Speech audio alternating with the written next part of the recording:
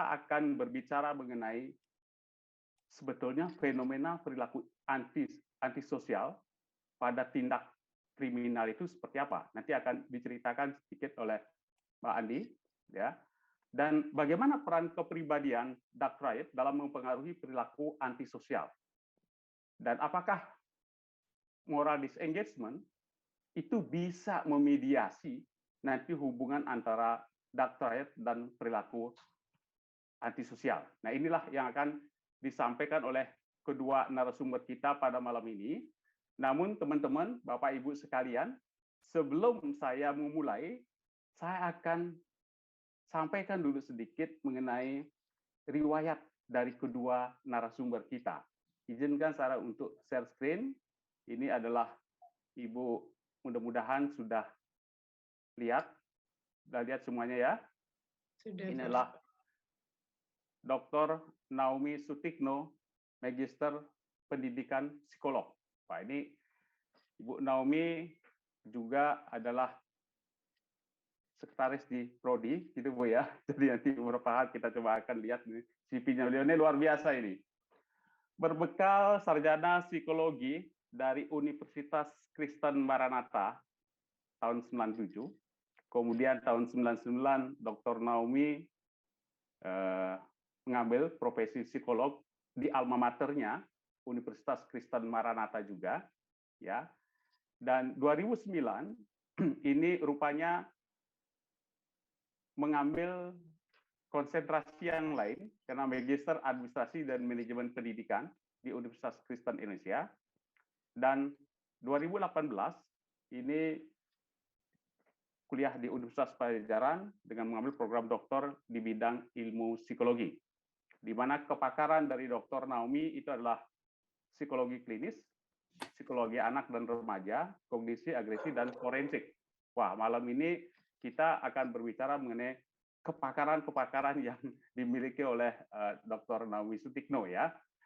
Dan pengalaman kerja klinis dan akademisi, ya, jadi beliau bukan hanya seorang akademisi saya, tapi juga adalah seorang praktisi. Terbukti di sini akademisinya adalah 2011 sampai dengan sekarang itu adalah dosen tetap di Fakultas Psikologi Universitas Tarumanegara dengan konsentrasi ajarnya adalah psikologi abnormal dan psikopatologi.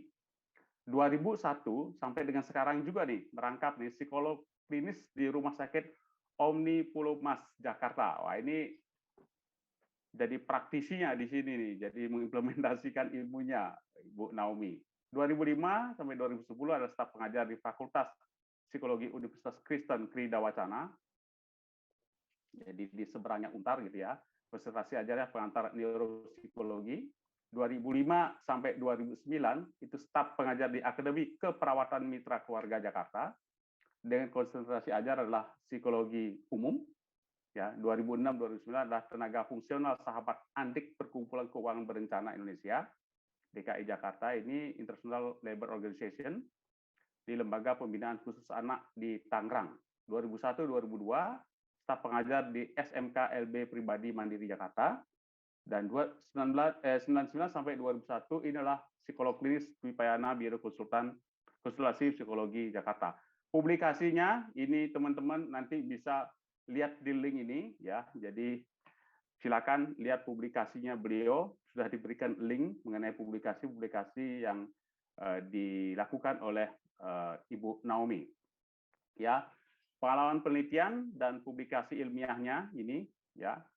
Descriptive Study of Adolescent Depression in COVID-19 Pandemic, ya, kemudian Role of Self-Concept and Conformity on Beliefs, jadi faktor risiko pemunculan agresi pelanggaran moral pada remaja di lembaga pembinaan khusus anak, ya ini berbau-bau juga apa yang dibimbing pada malam ini juga ya, kemudian the influence of executive function dimension, personal value, social situation, adolescent aggression, wah ini kelihatannya ini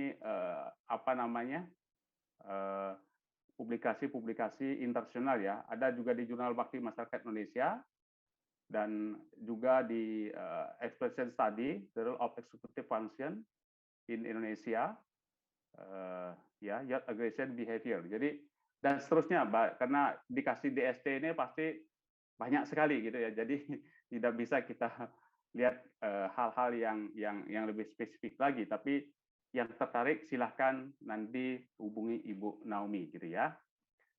Ini prestasinya, wah luar biasa ini. Program doktornya mendapatkan penerima hibah penelitian disertasi doktor dari Kemenristek Dikti. Ya.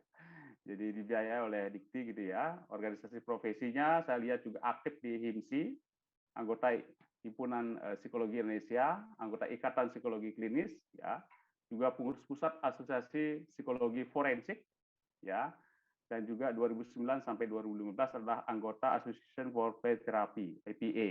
Ini adalah riwayat singkat dari Ibu Dr. Naomi Sutikno. Dan ini tidak kalah pentingnya juga, ya, Andiani Yanuari, sarjana psikologi, magister psikologi, psikolog kandidat, ya. Ini adalah sangat potensial kalau kita lihat ini pada fokus yang memang sangat unik, ya, kalau nanti Anda lihat hasil penelitian dari Mbak Andi di sini ya. Riwayat pendidikannya itu 2013 sampai 2017 itulah di Universitas Tarumanegara, sarjana psikologi, dan rupanya melanjutkan kembali di alma maternya untuk mengambil magister profesi psikologi klinis. S2-nya diambil di Untar juga gitu ya. Pendidikan non formal dari Andi ya itu adalah art therapy, cognitive behavioral therapy, CBT ya, Mbak Andi ya. Kemudian pengalaman kerja. Nah, ini jarang kita temukan ini di pembicara-pembicara sebelumnya. Coba Anda perhatikan teman-teman, Komisi Penanggulangan AIDS, KPAP. Jadi konseling ODA, kemudian HR internnya di Mabes Polri, maka jangan macam-macam sama Mbak Andi ini. Dia sudah dekat di Mabes Polri ini ya. Di sana dia menyusun analisis jabatan, asesmen anggota Polri. Wah, luar biasa lagi nih di Polda Metro Jaya. Tuh, makanya jangan, saya sudah ingatkan tadi ya, panitia penerimaan anggota Polri, ya, asesmen anggota Polri, dan sekarang kelihatannya pasti sebagai asisten mahasiswa Universitas Tarumanegara, jadi mata kuliah psikologi forensik semester ganjil 2020-2021 sampai dengan sekarang. Nah, ini adalah penelitian-penelitian dari Mbak Andi, ya. Jadi tadi saya bilang di ngobrol-ngobrolnya, tolong boleh juga nanti diceritakan sedikit nih mengenai skripsinya. Coba bayangkan skripsinya. Gambaran makna hidup narapidana dengan hukuman mati. Tuh. Ya, saya terus terang baca pertama kali judul dari tesisnya Mbak Andi ini serem-serem juga gitu ya. Ya, sangat-sangat serem gitu ya. Tapi ya bagus juga karena bicara mengenai antisosial, dan ini adalah bagi saya sesuatu yang baru. Nanti kita banyak belajar dari Bu Naomi dan Andi. Dan tesisnya yang akan dipresentasikan pada malam ini itu bicara mengenai moral disengagement, dark threat personality, dan perilaku antisosial pada pelaku tindak kriminal. Wah, bayangin saja bahwa yang dijadikan responden itu adalah pelaku tindak kriminal. Yang dijadikan responden adalah pelaku hukuman mati. Wah, apakah serem kita dengarnya gitu ya? Ya. Nanti, banyak nanti kita bisa ceritakan karena kalau yang lain kan tidak seunik ini gitu ya. Ini respondennya aja sudah unik. Ya, mudah-mudahan nanti kita bisa memahami lebih jauh apa yang akan nanti disampaikan oleh Ibu Naomi dan Mbak Andiani. Nah, teman-teman itu sedikit yang bisa saya sampaikan ya sebelum kita mulai, dan sebagaimana forum diskusi sebelumnya yang sudah kita lakukan. Jadi kita punya rundown acara itu adalah pertama nanti Mbak Andiani akan presentasi mengenai hasil penelitiannya ya. Apakah Mbak Andi duluan atau Bu Naomi duluan? Bu Naomi nambahin, monggo silakan saja. Kami berikan waktu sepenuhnya gitu ya. Nanti setelah itu kita akan berdiskusi mengenai hal-hal penelitian Mbak Andi, ataupun ada hal-hal lain yang sangat relevan dengan kajian kita pada malam ini. Dan setelah itu baru nantikan kesimpulan dan kita tutup. Baik, itulah kira-kira rundown acara kita pada malam ini, dan tidak mengurangi waktu karena saya ingin sekali mendengar bagaimana perilaku antisosial. Apakah yang saya ungkapkan cerita tadi itu adalah merupakan perilaku antisosial atau itu adalah bukan di situ wadahnya, atau kalaupun itu perilaku antisosial, kira-kira level berapa itu antisosialnya gitu ya. Baik, itu Mbak Andiani, saya persilahkan untuk presentasikan jadi kajiannya kepada kita semua. Silakan Mbak Andiani, waktu saya berikan sepenuhnya. Saya sebelumnya izin share screen ya, Pak. Ya, silakan. Supaya kita tidak mengantuk, boleh kasih reaksi dulu dong, jempol ke, atau kasih tepuk tangan ke, atau love, ya, apa silakan saja supaya kita nggak ngantuk semuanya ya. Silakan Mbak Andiani. Iya, Pak.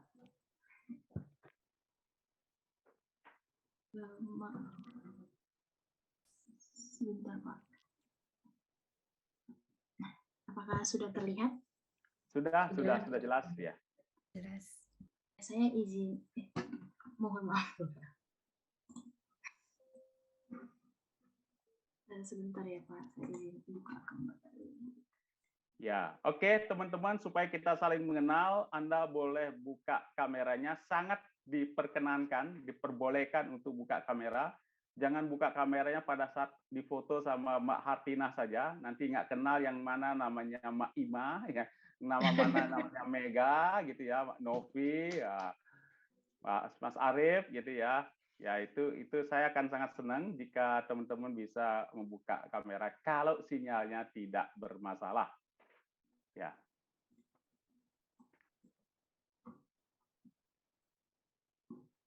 Sebentar ya Bapak Ibu, saya Ya, agak. nggak apa-apa Mbak Andiani. Ya. Mau saya yang share kah, Andi? Nggak apa-apa Ibu, izin sebentar lagi.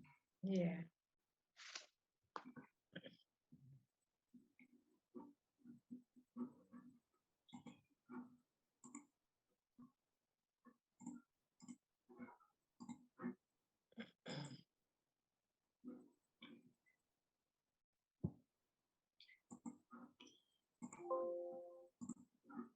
Apakah sudah terlihat? Sudah, Ya. tapi kecil ya Andi. Ini gede sekarang. Ya, saya izin mulai ya Bapak Ibu. Ya, selamat malam Dr. Made, Ibu Naomi, dan tadi Ibu Saskia ya Ibu. Dan teman-teman semuanya, perkenalkan nama saya Andiani.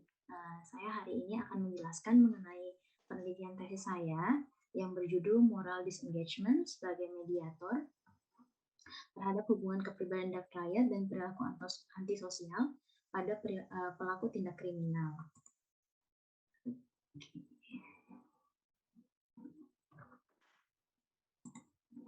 Oke. Nah, jadi latar belakang saya memilih topik ini adalah karena selama pandemi COVID-19 di minggu ke-20 di tahun 2020 itu terdapat peningkatan sebesar 19,72% peningkatan kasus kriminal di Indonesia, di mana kasus kriminalitas yang terjadi ini didominasi oleh kejahatan konvensional, yaitu curas atau pencurian dengan kekerasan, curat atau pencurian dengan pemberatan, dan curanmor yaitu pencurian kendaraan bermotor. Nah, kalau disinggung-singgung lagi nih, apakah memang kriminalitas ini merupakan perilaku dari antisosial? Nah, jadi kita akan bahas dulu nih mengenai perilaku antisosial itu apa sih? Nah, perilaku antisosial ini mengacu pada serangkaian tindakan di luar norma dan aturan hukum dalam kelompok sosial. Nah, di sini saya juga nih udah menuliskan mengenai ciri-ciri dari perilaku antisosial, yaitu individu ini memiliki perilaku impulsif, mudah tersinggung, cenderung agresi, dan gagal menerima norma sosial. Di mana hal-hal tersebut ini, ciri-ciri ini dapat mengacu atau mendorong individu untuk terlibat dalam perilaku kriminal secara terus-menerus. Seperti itu. Nah, kalau misalnya tadi kan kita udah bahas nih tentang perilaku antisosial, lalu apa sih hubungannya kepribadian dan rakyat, moral disengagement, dan perilaku antisosial ini sendiri? Nah, Jadi kenapa sih secara secara umum individu ini akan menghindari perilaku kriminal karena konsep moral yang dimiliki. Karena kita tahu nih budaya kita kan cenderung memang budaya yang sopan, santun. Jadi ketika kita melakukan kesalahan atau perilaku yang tidak sesuai dengan norma, kita ini akan cenderung menghindar gitu. Kenapa sih? Dengan apa sih? Nah, kita akan mengungkapkan nih alasan-alasan setiap perilaku kita yang bertentangan dengan nilai atau norma dalam diri. Nah, kondisi ini juga dapat disebut dengan moral disengagement. Gunanya apa? Individu ini biasanya mengungkapkan alasan-alasan dan pembenaran atas perilakunya tersebut dengan tujuan untuk menghindar atau terhindar dari sanksi sosial, baik dari internal maupun dari eksternal. Nah, di mana ini individu yang sering kali menggunakan moral disengagement dalam perilaku antisosialnya atau ketika melakukan perilaku yang tidak sesuai atau yang bertentangan dengan moral ini akan cenderung mengulangi perbuatannya di kemudian hari karena dia merasa tidak bersalah nih dan dia selalu melakukan pembenaran atas perilakunya. Misalnya nih sebagai contoh, kayak misalnya ada orang yang namanya siapa ya? Kita bilang aja X. Nah, si X ini melakukan pencurian. Dia ini merupakan pengangguran, terus juga suka mabuk-mabuk, dan dia melakukan pencurian untuk membeli minuman-minuman keras. Nah, dia tuh misalnya ketika mencuri, dia mengatakan bahwa, iya saya mencuri itu karena saya butuh makan. Saya ini kesulitan dalam ekonomi, karena memang sebenarnya dia dari awal tidak bekerja. Dan dia juga mencuri tujuannya memang bukan untuk membeli makanan, tapi untuk membeli minuman keras. Dan kedepannya ketika dimaafkan oleh lingkungan atau lingkungan sekitarnya itu, maka dia akan merasa bahwa, oh kayaknya kalau kedepannya saya pakai alasan ini lagi, bisa lagi nih. Gitu. Nah, lalu apa sih hubungan dengan kepribadian dark triad? Nah, kepribadian dark triad ini merupakan salah satu faktor yang menyebabkan individu ini melakukan perilaku antisosial dengan menggunakan moral disengagement. Nah, nanti kita akan bahas dulu tentang penelitian terdahulunya. Jadi ini ada beberapa penelitian terdahulu yang saya menjadikan acuan untuk penelitian saya saat ini, yaitu dari Jonas and Paulus yang menjelaskan mengenai konsep Machiavellianism, narsisism, dan psikopati ini dapat membantu memahami perbedaan antara perilaku antisosial yang dilakukan oleh individu. Lalu juga ada Azizli et al. Yang menyatakan bahwa ada trait psikopati dapat memprediksi perilaku antisosial yang berhubungan dengan kekerasan, kriminalitas, hingga penyalahgunaan narkoba. Lalu juga ada Sidsema et al. Tahun 2009 yang menjelaskan bahwa moral disengagement ini secara signifikan dapat mempengaruhi kepribadian dark triad dalam meningkatkan perilaku antisosial pada remaja. Nah, kita akan bahas selanjutnya. Lalu rumusan masalah dari penelitian ini apa sih? Nah, rumusan masalahnya adalah gimana sih gimana sih peran kepribadian dark triad dalam mempengaruhi perilaku antisosial pada pelaku tindak kriminal. Lalu kita juga ingin mengetahui nih peran moral disengagement dalam memediasi hubungan kepribadian dark triad dan perilaku antisosial pada pelaku tindak kriminal. Nah, tujuan penelitiannya adalah untuk mengetahui kepribadian dark triad terhadap perilaku antisosial pada pelaku tindak kriminal, lalu juga untuk mengetahui nih peran moral disengagement dalam memediasi hubungan antara kepribadian dark triad dan perilaku antisosial pada pelaku tindak kriminal. Begitu. Nah, ini landasan teori yang saya gunakan, yaitu kepribadian dark triad dari Paulus and William tahun 2002, di mana Paulus and William ini menjelaskan bahwa kepribadian dark triad ini merupakan gambaran subklinis untuk mengungkapkan sisi gelap kepribadian manusia. Nah, individu dengan dark triad personality ini biasanya menunjukkan perilaku yang tidak menyenangkan di lingkungan sosialnya, termasuk dalam adanya kesulitan untuk menjalin hubungan interpersonal hingga menunjukkan adanya perilaku yang berpotensi menimbulkan kerusakan. Yaitu salah satu beberapa di antaranya itu adalah melakukan agresi, manipulasi, dan eksploitasi. Nah, kepribadian dark triad ini memiliki 3 trait, di mana nanti kepribadian dark triad ini akan dijelaskan lebih lanjut oleh Ibu Naomi. Nah, lalu ada moral disengagement nih. Nah, moral disengagement adalah, tadi ini udah dijelaskan kan di depan, di mana individu ini meyakini bahwa standar moral yang dimiliki itu tidak berlaku dalam situasi atau konteks-konteks tertentu, seperti tadi yang kita contohkan yaitu X. Nah, Hal ini membuat individu ini selalu membenarkan perilaku menyimpang yang dilakukan tanpa merasa bersalah karena dia merasa, oh itu saya lakukan untuk kepentingan saya. Orang lain toh juga nggak merasa rugi atau enggak dia bilang, oh dia juga uangnya banyak kalau diambil sedikit nggak ada masalah kan seperti itu. Nah lalu juga ada perilaku antisosial dari Bert and Donnelan tahun 2009 yang menjelaskan bahwa tindakan yang merugikan orang lain, melanggar norma, dan atau melanggar hak pribadi seperti milik orang lain. Yaitu contoh-contohnya adalah pencurian, penyerangan, vandalisme atau perilaku merusak, lalu juga ada rasisme, dan menyebarkan rumor yang dapat merugikan orang lain, di mana perilaku antisosial ini terdiri dari 3 konstruk, yaitu ada agresi fisik, sosial agresi, dan rule breaking, seperti itu. Nah, kerangka berpikirnya seperti ini. Oke, saya lanjut ya. Nah, lalu pengukuran dan metode penelitiannya. Desain penelitian ini adalah non-eksperimen dengan menggunakan metode kuantitatif ex post facto. Nah, jadi untuk kepribadian dark triad-nya sendiri, saya menggunakan instrumen dari Jones and Paulus tahun 2013, yaitu The Short Dark Triad atau SD3. Jadi terdiri dari 27 item dengan skala Likert-nya 1-4, di mana ada 7 item yang tidak digunakan dalam penelitian ini karena reliabilitasnya itu rendah. Seperti itu. Nah, lalu juga ada moral disengagement, di mana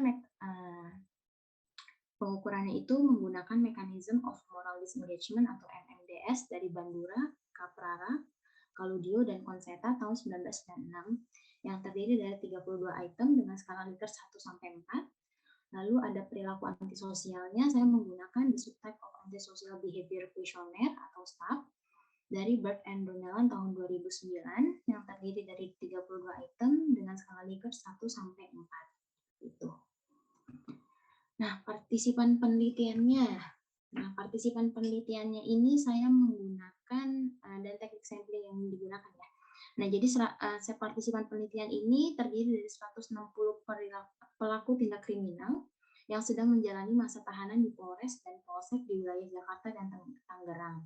Dan pemilihan partisipannya ini menggunakan teknik purposive sampling dengan pengisian kuesioner secara offline. Jadi di mana saya mendatangi setiap Polsek dan Polres dan secara langsung mengambil data atau meminta pelaku tindak kriminal tersebut untuk mengisi kuesioner seperti itu. Di mana pengumpulan data ini dilakukan selama 1 bulan, yaitu tanggal 2 November hingga 29 November 2020. Nah, lalu hasil dan diskusi. Nah, jadi untuk berdasarkan hasil penelitian dilakukan, jadi kepribadian dark triad ini berperan cukup kecil ya untuk terhadap perilaku antisosial sendiri, di mana kalau berdasarkan data yang saya dapatkan, itu perannya itu cuma sedikit sekali, cuma 7,4%. Nah, ketika dimasukkan moral disengagement ini sebagai mediator, nah ini naik nih, tapi naiknya juga cuma sedikit, yaitu jadi 10,4%, di mana ada peningkatan nih ketika moral disengagement ini sebagai mediator, seperti itu. Nah, lalu selanjutnya, hasil diskusi dan analisis data tambahan. Nah, kalau tadi kan Pak Made sempat bahas nih tentang apakah kepribadian dark triad ini berpengaruh nggak sih terhadap kasus tadi yang sudah Pak Made jelaskan. Nah, kalau dari hasil data yang saya dapatkan nih Bapak, bahwa dark triad personality ini signifikan mempengaruhi individu dalam melakukan tindak kriminal. Nah, salah satu yang paling tinggi adalah kasus pencabulan, prostitusi, kasus penganiayaan, dan perbuatan tidak menyenangkan.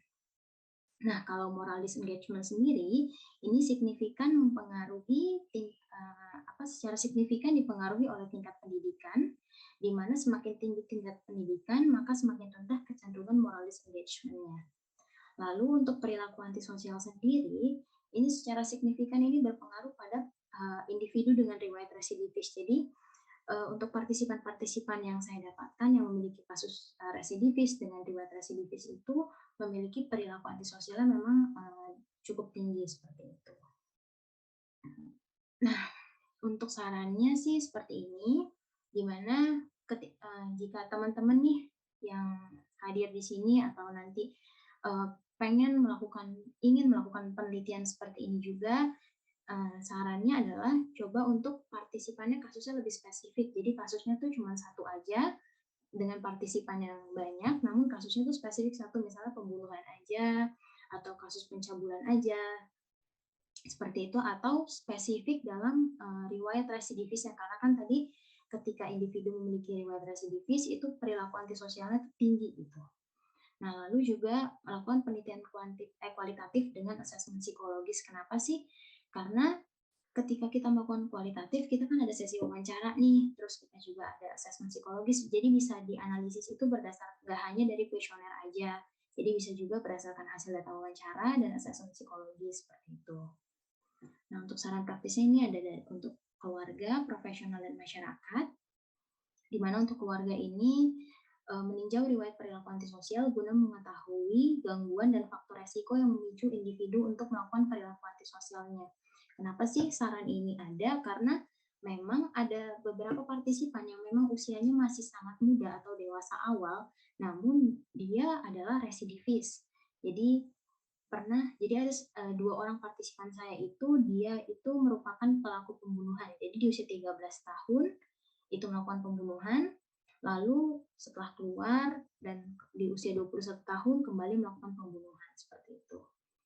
Nah, lalu untuk profesional, di mana memberikan asesmen psikologis guna mengetahui faktor penyebab individu melakukan kejahatan.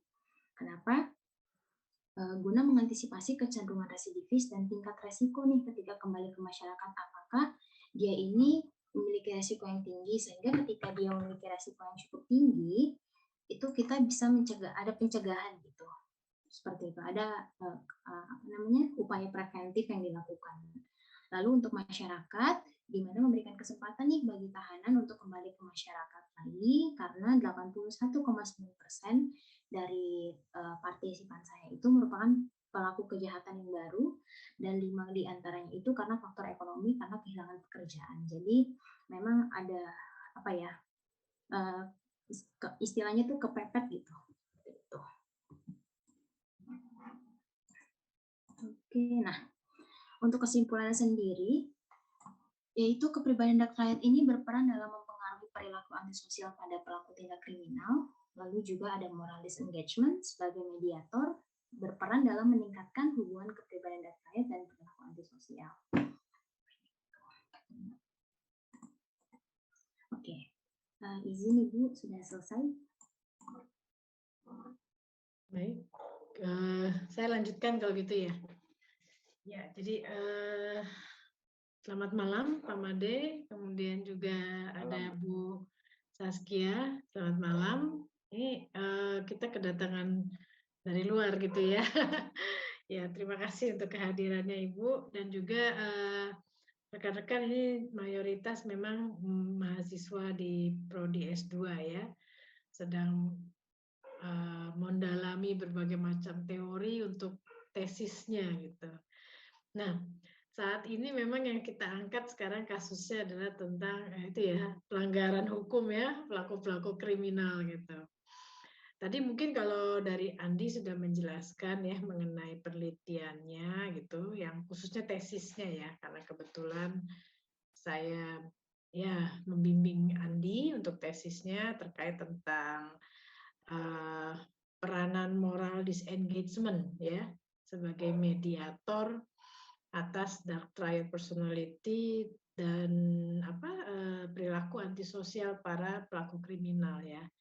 Dan kalau Bapak Ibu tadi menyimak apa yang disampaikan oleh Andi gitu ya mengenai tesisnya, bahwa partisipannya ini adalah pelaku kriminal yang cukup banyak juga yang residivis ya Andi ya rasanya ya.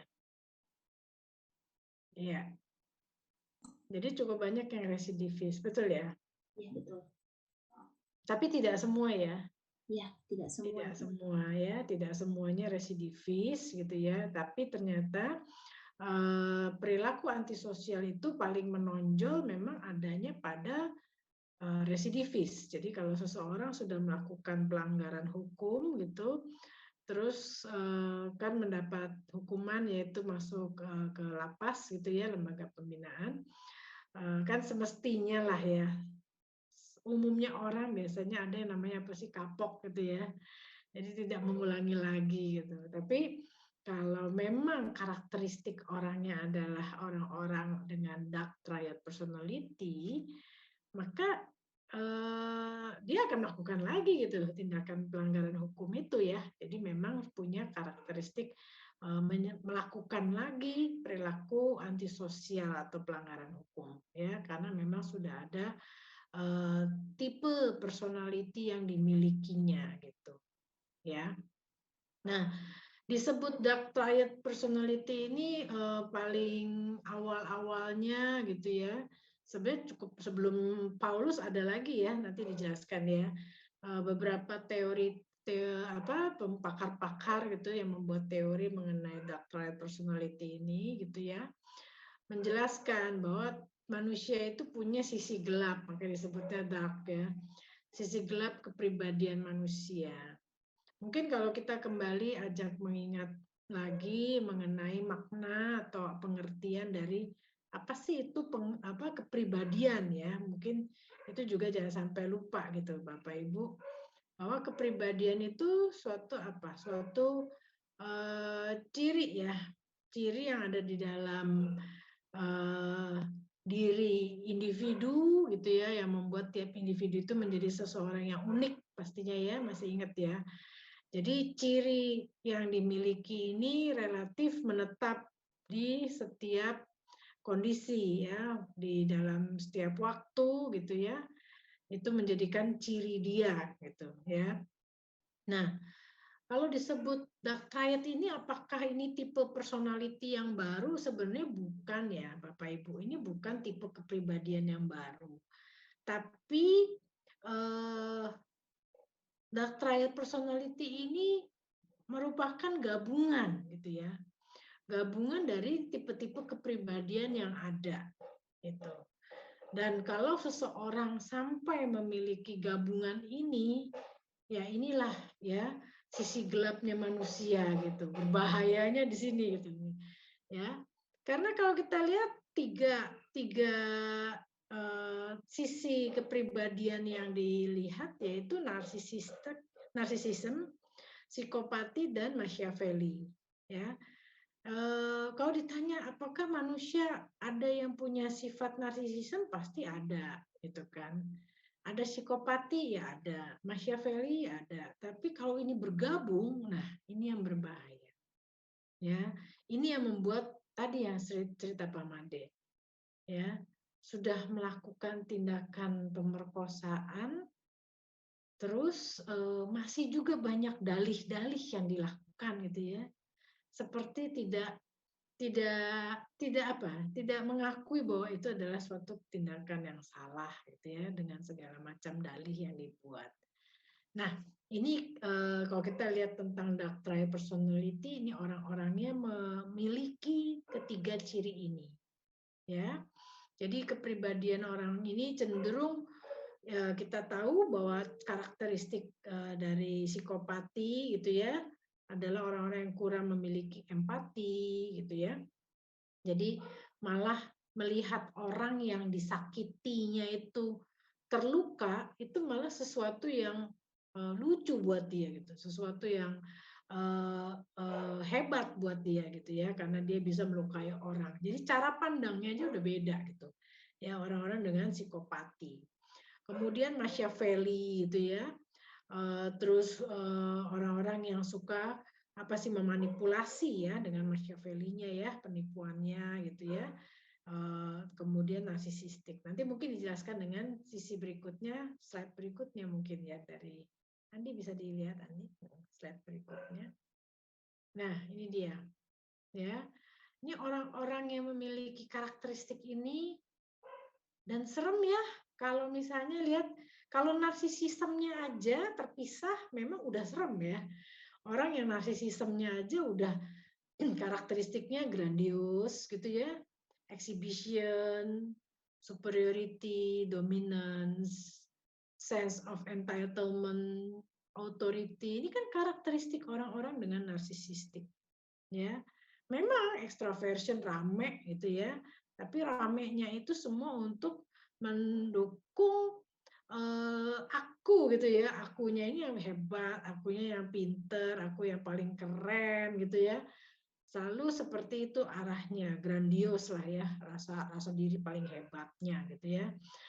Sedangkan psikopati sendiri kalau secara terpisah gitu ya kita bicara ya. Secara terpisah seseorang dengan psikopati itu memiliki karakteristik orang-orang yang impulsif sebenarnya ya. Mereka mudah tergugah untuk melakukan sesuatu gitu ya. Tapi sebenarnya juga ada sisi apa? Vulnerability, kerapuhan dia, rapuh terhadap apa sih sebenarnya orang-orang psikopati ya? Rapuh terhadap egonya. Kalau misalnya egonya digoyang dikit, nggak tahan dia gitu ya. Jadi langsung dia pengen untuk melawan orang yang mengganggu egonya ini gitu ya. Dengan cara apa? Dengan cara itu tuh yang pertama, charm and superficial enhancement ya. Jadi manis gitu loh orangnya, tampilannya ya. Manis, ngomongnya halus ya, bikin kita hanyut ikut dalam pemikiran dia gitu ya. Dia bukan yang psikopati itu nggak melakukan yang tindakannya orang disamperin terus ditarik bajunya gitu, enggak malah gitu ya, nggak kayak gitu, nggak Jagger gitu ya, bukan Jagger gitu ya, tampilannya nggak Jagger karena dia biasanya pakai tangan lain gitu. Biasanya dia pengen mukul si A, dia pakai si B untuk memukul si A. Nah, gitu ya. Sangat smart gitu ya, cerdas gitu untuk memanipulasinya juga gitu ya. Jadi psikopati memang orang-orangnya charming ya, orang-orangnya kalem, ganteng gitu ya. Tapi absence of guilt and remorse. Jadi bayangkan dia tidak tahu malu sebenarnya. Dia nggak malu terhadap apa yang dia buat ya, karena dia selalu berpikir bahwa apa yang dia buat itu yang terbaik, yang paling benar ya. Empatinya tuh rendah ya, tidak punya responsibility terhadap orang lain gitu ya. Lack of conscience, dia tidak punya hati nurani gitu ya, tegaan aja gitu ya, seperti itu. Nah kemudian orang yang Machiavelli sendiri juga punya keunikan ya. Orang-orang namanya juga Machiavelli, orangnya pasti suka memanipulasi, orangnya punya strategi gitu ya, tuh ya, strategic calculation, tandanya orangnya pintar ya. Orangnya pinter ini karena dia bisa memperhitungkan apa yang baik buat dia, apa yang tidak gitu ya. Kemudian dia bisa memperhitungkan kapan dia harus bertindak, kapan dia harus ngerem. Jadi tampilannya bagus gitu ya. Psikopati juga tampilannya bagus, Machiavelli juga. Semuanya dihitung dengan baik, penuh dengan taktik dan strategi. Ya, tapi tadi taktik dan strateginya ini tanpa diikuti, lihat yang bawahnya, low ethical and moral standard. Jadi saat dia mengatur strategi atau taktik gitu ya, dia nggak pakai etika, dia nggak pakai moral. Dia pakainya apa? Yang penting aku menang. Ya. Sebenarnya kalau dipikir-pikir dalam hidup ini kita perlu nggak sih punya sifat-sifat punya strategic calculation? Jawabannya perlu nggak sih? Perlu ya? Perlu banget ya. Kita mau bisnis kalau nggak punya strategic calculation gimana? Hancurlah bisnis kita, ya kan?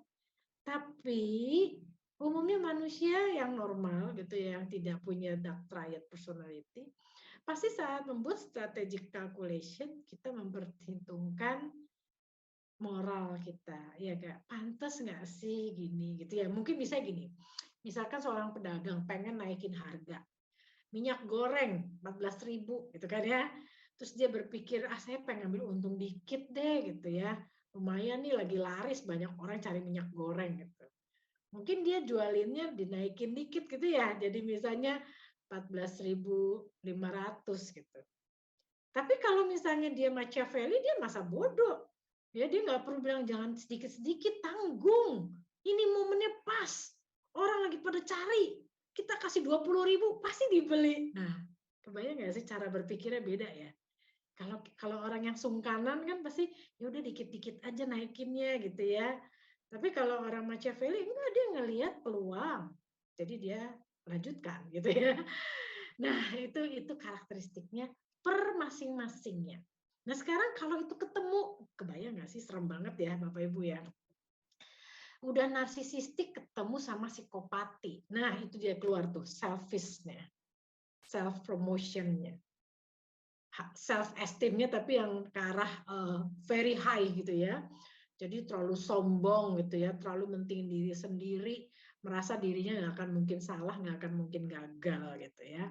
Itu kalau narsisism ketemu pas psikopati. Terus kalau psikopati ketemu Machiavelli, itu dia tuh tengah. Orangnya benar-benar pinter sekali bohong ya. Pinter sekali melihat opportunity untuk keuntungan dia pribadi ya. Nah, kemudian Machiavelli ketemu narsisism. Nah, itu dia hasilnya orang yang punya capacity untuk menginfluence orang lain, meyakinkan orang lain gitu ya. Nggak apa-apa Bu, 20.000 minyak gorengnya Bu, tapi kan Ibu dapat. Nah, misalnya dia bisa ngomong gitu. Terus ibu-ibu yang lugu itu cuma ngangguk-ngangguk, iya juga ya, saya butuh, ya udah beli gitu ya. Jadi pinter banget orang ketemu Machiavelli, ketemu narsisism, jadinya begitu. Ya, yang pasti kelakuannya mereka ini adalah orang-orang yang kalau diajakin bekerja sama banyak agreeableness ya. Jadi susah diajak kerjasama karena dia ngerasa dia yang paling benar, dia yang paling idenya tepat, ya. Jadi tapi umumnya orang akan nurut sih sama dia. Kalau Bapak Ibu ketemu orang yang punya dark triad, biasanya secara tidak disadari orang akan terpesona sama dia dan nurut karena ide-idenya, strategic thinking itu keren banget gitu ya, sehingga orang tuh terpesona dan terpukau ya. Jadi ini orang-orangnya seperti, padahal dia orang-orang yang manipulation, dishonesty seperti itu ya. Serem ya. Kayak banyak di film-film juga banyak ya cerita begitu ya. Oke, lanjut silakan Andi. Nah, kalau kita berpikir kok ada ya orang seperti itu, pasti kan kita pikirnya gitu ya, kok ada ya. Nah, kalau berpikir faktor penyebab atau pembentuk ya orang menjadi dark triad, ada teori dari evolutionary theory akan melihatnya seperti ini. Ya, jadi gagasan mengenai dark triad ini kan mulai tahun 90-an sebenarnya udah berkembang ya. Jadi ada tokoh namanya Linda ya, menjelaskan bahwa teori evolusi dapat memprediksi ya. Jadi kita lihatnya dari teori evolusi. Jadi Linda Meli ini menjelaskan bahwa setiap individu yang berada dalam populasi berusaha untuk mengeksploitasi individu lainnya guna mendorong keberhasilan mereka untuk melakukan reproduksi, untuk mempertahankan keturunan. Jadi kalau dipikir-pikir kita tuh kayak hewan ya. Hewan itu kan untuk mempertahankan wilayahnya, untuk mempertahankan keturunannya, dia akan berusaha dengan cara apapun ya. Nah, sebenarnya karakteristik itulah ya yang membuat orang mempunyai sisi gelap tadi. Karena keinginan untuk mempertahankan teritorinya dia ya, dengan cara atau enggak bereproduksi, makanya dia ingin selalu bereproduksi supaya teritorinya dia semakin dapat dipertahankan oleh garis keturunannya dia gitu kan ya. Nah, kalau kita pada nonton film ini kali ya, Lion King aja gampangnya gitu ya.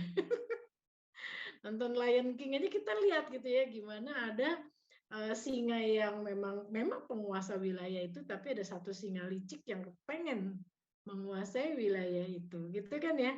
Nah, itu karena memang tiap makhluk hidup ini ingin menguasai individu lainnya itu, ya, untuk mendorong keberhasilan mereka. Itu core utamanya kalau kita lihat dari evolutionary theory, ya. Lanjut.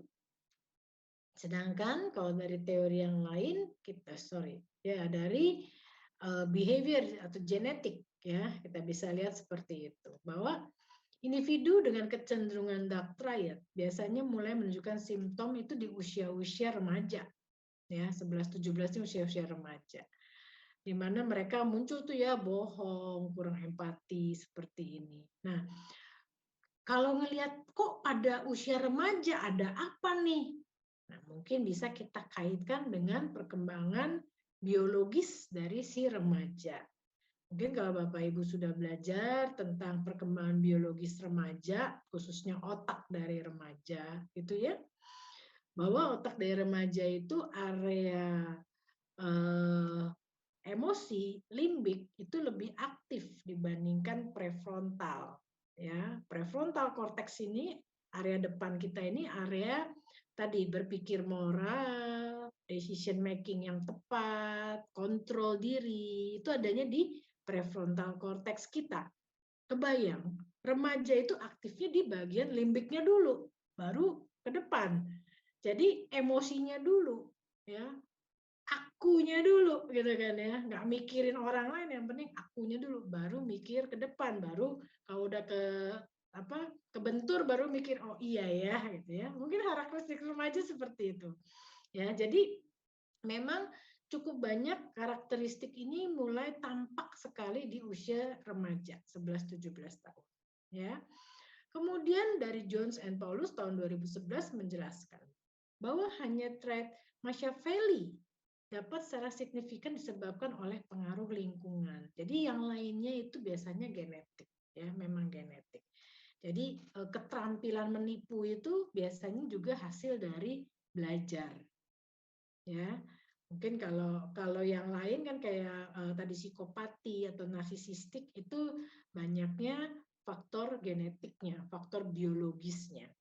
Tapi keterampilan Machiavelli, keterampilan menipu, strategic thinking itu kan hasil learning sebenarnya, hasil belajar, ya. Mungkin Bapak Ibu waktu kecil belajar ini enggak? Gampangnya siapa yang waktu kecilnya punya pengalaman main monopoli? Nah, ya kan? Terasa nggak waktu kita main monopoli kita harus jadi Machiavelli gitu ya, harus mikir, gimana caranya supaya saya dapat banyak hotel, supaya saya punya dapat banyak apa gitu kan ya. Nah itu kan kita dilatih ya, strategic thinking kita, main monopoli, main apa lagi? Main apa lagi ya? Ya itu kan permainan-permainan yang main catur, ya kan? Itu kan permainan-permainan yang merangsang pemikiran kita untuk menjadi orang yang punya strategic thinking. Sebenarnya boleh nggak? Ya boleh. Makanya tadi saya bilang ya, malah buat bisnismen perlu, buat pengusaha perlu punya strategic thinking. Tapi tolong kasih dong empati gitu ya, tolong kasih dong moral gitu. Sedangkan orang-orang Machiavelli karena tadi ya rendah empatinya, rendah moralnya, maka dia biasanya strategi yang dia buat itu apa ya, benar-benar untuk menguntungkan diri sendiri dan destruktif untuk orang lain dan lingkungannya. Itu yang berbahaya, itu yang sebenarnya kita harapkan jangan berkembang lah ya, seperti ini. Artinya apa sih kalau kita belajar begini? Oh, tandanya Machiavelli itu kalau dipengaruhi lingkungan, PR nih buat kita nih Bapak Ibu. Ya, mungkin kalau Bapak Ibu punya anak, punya keluarga, punya saudara yang memang cerdik, cerdas gitu ya. Cerdik, cerdas boleh nggak? Boleh. Dorong anak-anak kita supaya cerdik dan cerdas. Tapi jangan licik. Gitu ya. Kalau licik biasanya itu nggak pakai moral, nggak pakai empati. Nah, ini yang bahaya. Ya. Oke, Mbak Linda raise hand ini Pak Made. Kira-kira Mbak Linda mungkin udah gregetan pengen nanya atau apa? Oh enggak jadi. Oke. Bukan Bu, lupa tadi main monopoli terus lupa turunin. Oh gitu, karena pasti seneng kali ya. Waktu kecil main monopoli juga ya Bu. Iya, kalau pulang ke Bandung ponakan masih ajak main. Sebenarnya nggak apa-apa sih kita jadi orang yang cerdik, cerdas itu memang perlu gitu ya untuk hidup ini ya. Tapi tolong jangan licik gitu aja ya. Itu yang penting ya. Nah, karena kalau itu bergabung tadi ya, digabungkan dengan tadi psikopati, digabungkan dengan narsisistik gitu ya, maka orang-orang ini menjadi orang-orang yang sangat rendah sekali rasa bersalahnya, bahkan tidak ada gitu ya. Jadi dia nggak ngerasa itu salah, biasa aja gitu ya. dan dia bisa merasakan bahwa hal itu adalah penting buat dia gitu ya. Jadi fokusnya selalu aku ya. Penting buat dia untuk bisa diakui orang lain, penting buat dia orang-orang bisa adore dia gitu ya. Malah saat orang abaikan dia gelisah, dia nggak suka. Dia pengen harus jadi central of attention ya. Itu karakteristiknya dia. Tapi tadi ingat manis ya, caranya manis. Caranya enggak preman, bukan. Tapi dia di balik preman ya ada gitu ya. Ada orang-orang dark triad ini gitu. Oke, gitu ya Andi. Ada lagi lanjut, kayaknya cukup ya. Terima kasih Bapak Ibu semua. Ini yang saya bersama Andi lakukan dalam penelitian tesis Andi. Tapi mungkin masih ada cerita-cerita lagi di penjara yang waktu Andi lakukan masih belum diceritakan itu ya. Nanti mungkin kalau dari tanya jawab bisa kita diskusikan. Sekian dari kami. Terima kasih Bapak Ibu. Terima kasih Pak Made. Baik, luar biasa Bu Naomi dan Mbak Andi. Kita kasih applause dulu, kasih tepuk tangan atau kasih reaction dulu, kasih love atau kasih apa. Silakan teman-teman, kedua narasumber kita ya. Boleh di close Mbak Andi mengenai baik teman-teman, itu sudah diungkapkan, sudah dibedah tadi juga teorinya oleh Ibu Naomi tadi mengenai dark triad, supaya kita khususnya orang-orang PIO hanya mengenal the big five, DISC, MBTI dan lain sebagainya. Rupanya ada loh sisi gelapnya ini. Nah, itu Bu Naomi sudah memberikan pencerahan kepada kita semua mengenai satu kepribadian dari sisi gelapnya gitu ya. Baik, teman-teman, siap-siap Anda untuk bertanya. Boleh nanti bertanyanya melalui chat room, ya. Silakan tanya sebanyak-banyaknya, ya. Atau boleh juga Anda langsung bertanya, itu akan lebih bagus. Namun sebelum kepada acara tanya jawab, kita biarkan Bro Sani untuk lewat dulu sebentar. Silakan Bro Sani.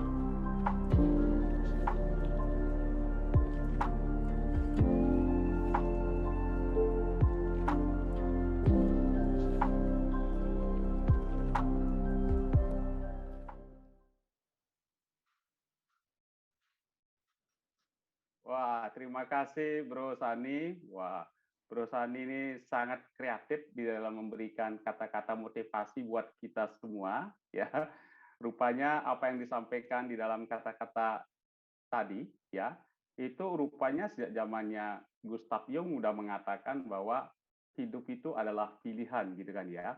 Nah, kemudian diperkuat lagi oleh Maslow, ya, kalau hidup itu pilihan menurut Gustav Jung, ya gunakanlah atau keluarkanlah potensi maksimal Anda, kan gitu kan ya. Nah, disitulah nanti akan muncul karakter kita, karena kalau karakter itu kan muncul ketika kita dalam kondisi pressure kan. Tapi potensi apa yang dikeluarkan? Nah, itulah statement yang terakhir dari Aesopus tadi mengungkapkan bahwa ya tentu saja kita keluarkan adalah yang bersifat positif kan. Ya, agar bisa menghancurkan benih-benih yang merupakan kejahatan tadi. Nah, itu yang diungkapkan dari Aesopus tadi yang terakhir, yang luar biasa tadi Bro Sani memberikan kreativitasnya kepada kita semua. Silakan teman-teman, kita mulai sesi tanya jawab ini. Saya harapkan banyak yang bertanya. Mbak Lydia, luar biasa. Mbak Lydia sudah raise hand. Silakan Mbak Lydia. Terima kasih Pak Mada, thank you, terima kasih banget tadi Bu Naomi dan Mbak Andi, benar-benar menarik banget hari ini diskusinya kita. Aku concern banget, sorry lagi sembari jalan nih Pak Mada. Ya. Aku concern terhadap tadi bahwa perilaku tersebut itu kan tadi genetik gitu ya, ada terkait struktur di otak dan sebagainya. Pertanyaan pertama adalah berarti apakah itu seberapa besar sih kemungkinan itu diturunkan gitu. Nah, kalau memang jawaban yang pertama adalah memang cukup besar diturunkan, saya tuh concern terhadap kondisi, kan kita banyak dengar tadi Pak Mada di awal sempat menyebutkan gitu ya, kondisi yang soal guru yang memperkosa berapa kali, 13 santri sampai punya anak. Itu berarti kan ya kelihatan banget kan sepertinya dugaannya orang yang melakukan itu kayaknya rada nggak normal gitu ya, Pak. Nah, berarti kan dia menghamili, punya anak. Gimana itu gitu? Maksudnya apakah kita bisa misalnya seandainya sebagai orang yang memang mengenal, atau mungkin nanti apakah pemerintah mungkin punya saranakah untuk melakukan apakah atau adakah ilmu yang misalnya kira-kira tuh seberapa besar sih kemungkinan bahwa walaupun itu mungkin genetik gitu ya, tapi ternyata bisa dilawan oleh terapi-terapi yang lain, dan seberapa besar sih efektivitasnya itu gitu. Karena aku kebayang lagi ini kayak wah, terus berkembang ya, terus berkembang gitu. Jadi rada sedih aja gitu. Termasuk saya dengar waktu dulu pernah ada kasus, kalau Bapak Ibu ingat, waktu itu tuh ada anak 15 tahun membunuh balita. Yang mana dia adalah pelaku yang ternyata tuh setelah diselidiki lebih lanjut, sepertinya itu waktu itu beritanya dia juga termasuk orang yang mengalami kekerasan seksual. Di mana akhirnya waktu itu saya ingat, saya pelajaran terakhir itu dia lagi hamil ternyata. Dan setelah itu beritanya off, saya nggak dengar apa-apa lagi, saya nggak tahu gimana gitu, mungkin karena di bawah umur jadi di close gitu. Lagi-lagi gitu kondisinya, saya ngebayangin dia hamil, kalau memang benar seperti itu kasihan banget gitu.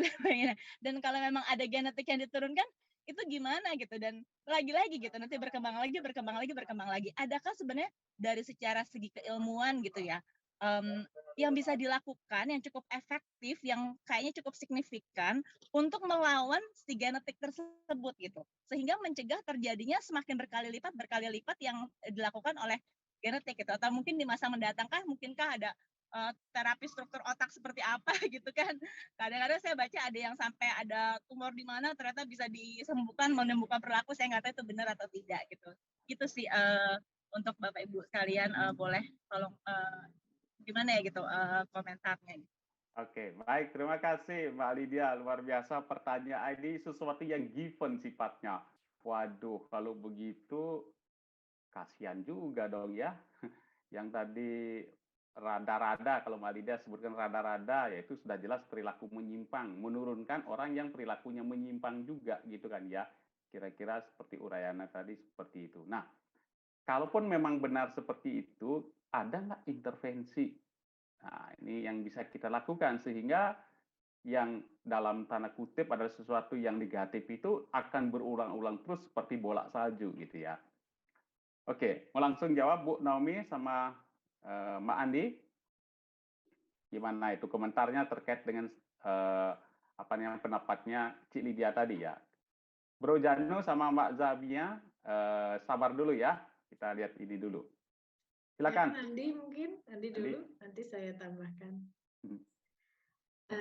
Iya, izin Ibu Bapak, Mbak Lydia. Jadi kalau berdasarkan penelitian yang saya pernah baca, jadi beberapa saat proses pembuatan tesis ini saya kan sempat membaca beberapa penelitian terkait dengan apakah memang psikopati. Jadi waktu itu saya kebetulan dapatnya jurnal tentang psikopati ini.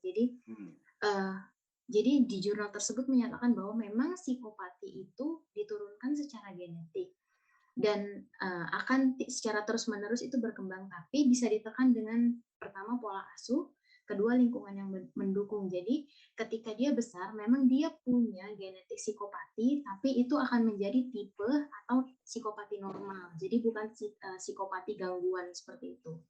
Nah, kalau untuk terapinya sendiri, saya belum pernah baca sih.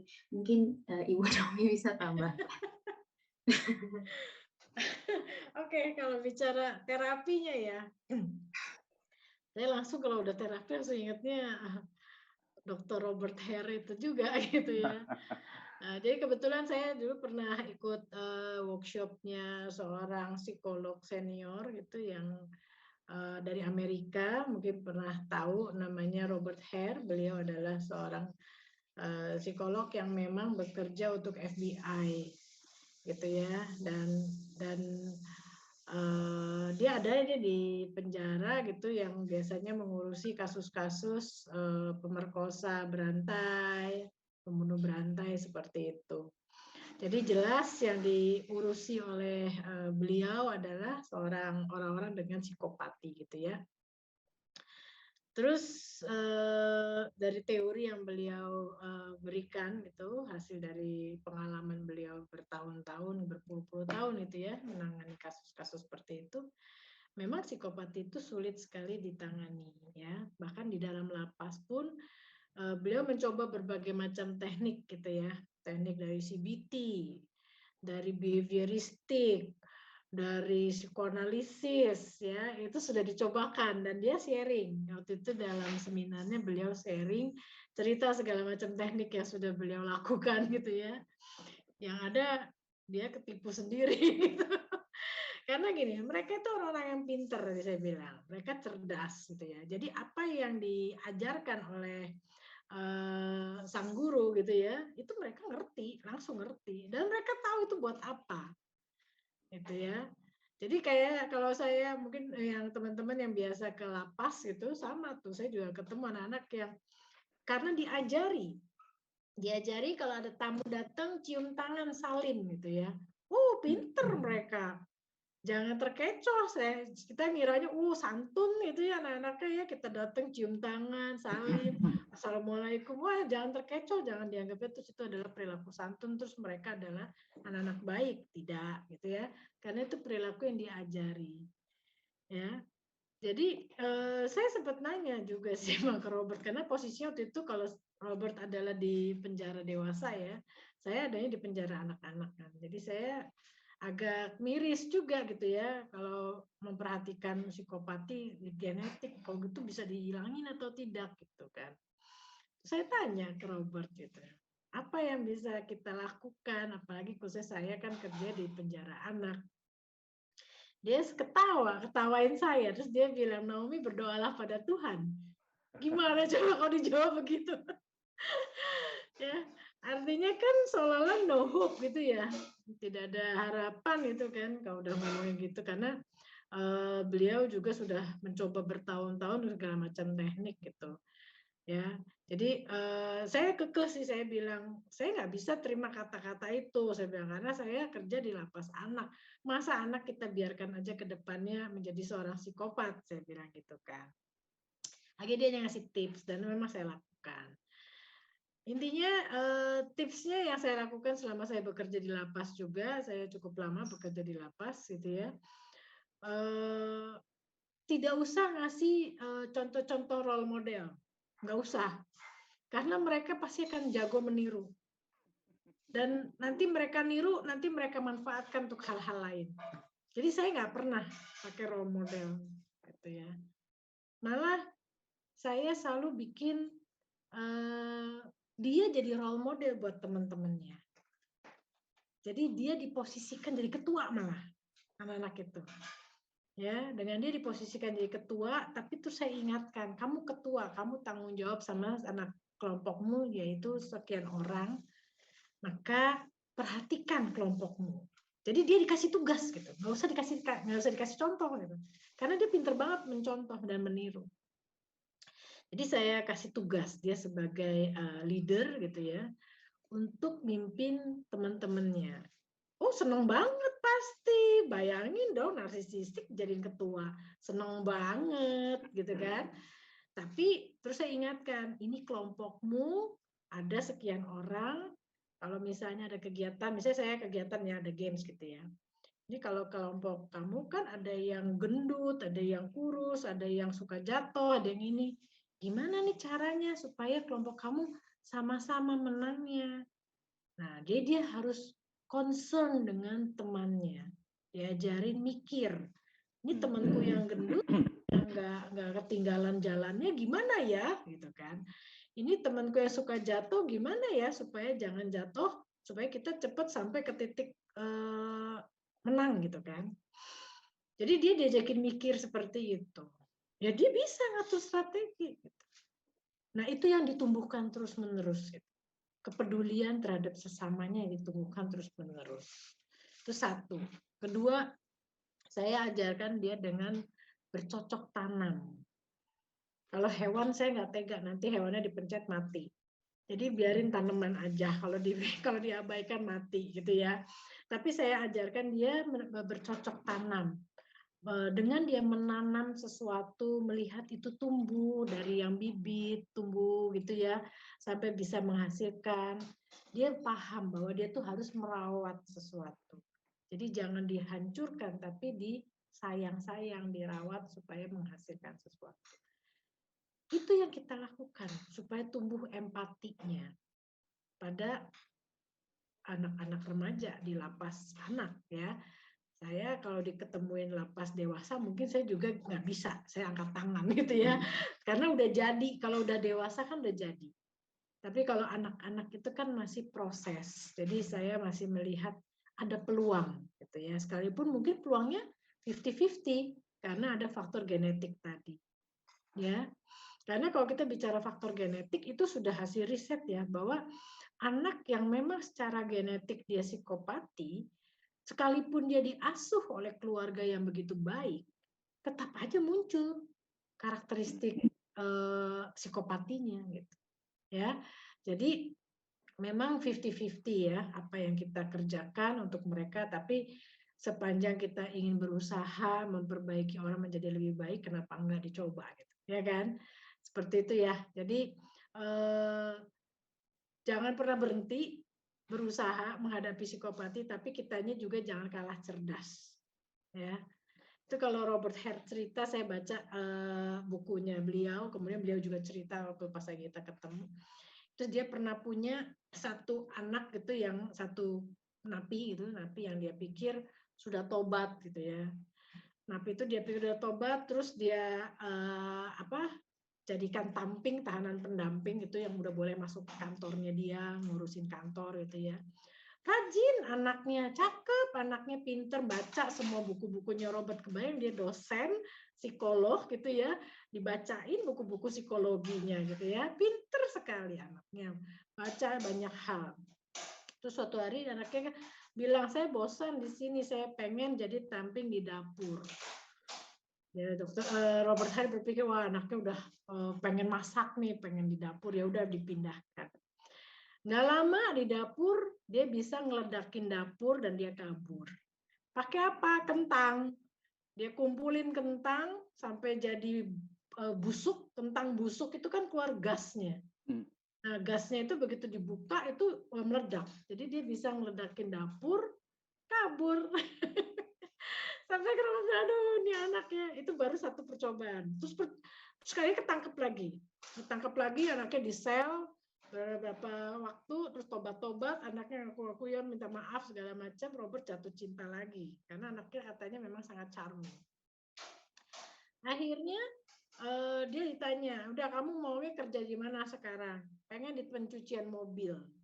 Akhirnya nyuci mobil karyawan lapas, ya, termasuk mobilnya Robert katanya.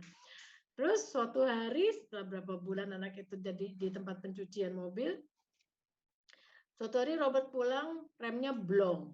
Akhirnya dia korbanin nabrakin diri ke pohon supaya berhenti. Nah, akhirnya panggil tuh tukang servis, dia bilang kelihatan emang kabel remnya ada yang motong. Siapa lagi kalau bukan anak itu, ya. Jadi ya itu loh jahatnya si anak gitu ya, ya itu ya, maksudnya itu orang sebenarnya udah remaja gitu ya. Jahatnya itu orang gitu. Jadi udah dikasih apa? Dikasih hati minta rempelo gitu ya. Kalau misalnya orang Jawa ngomong gitu ya. Dikasih hati minta ampela gitu ya. Jadi kayak nggak tahu berterima kasih gitu ya, itu contohnya gitu. Terus paling menyebalkan Robert bilang itu belum selesai ceritanya kata Robert.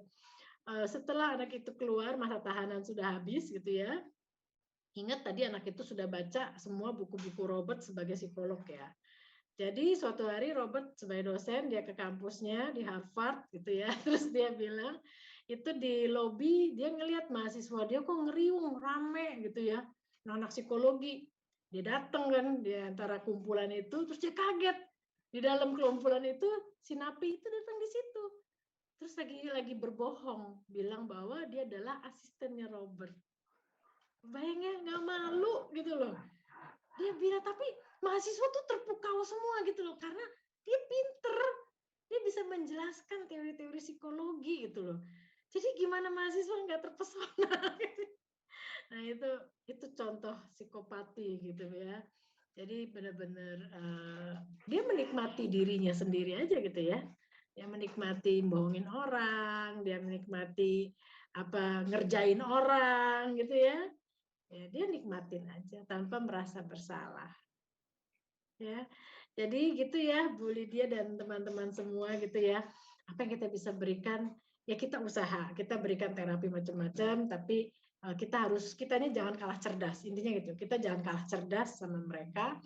Maka kalau kita tahu mereka pinter memanipulasi atau pinter meniru, ya kita jangan kasih terlalu banyak contoh-contoh gitu ya karena dia hanya akan pinter meniru kita untuk bohongin kita lagi gitu.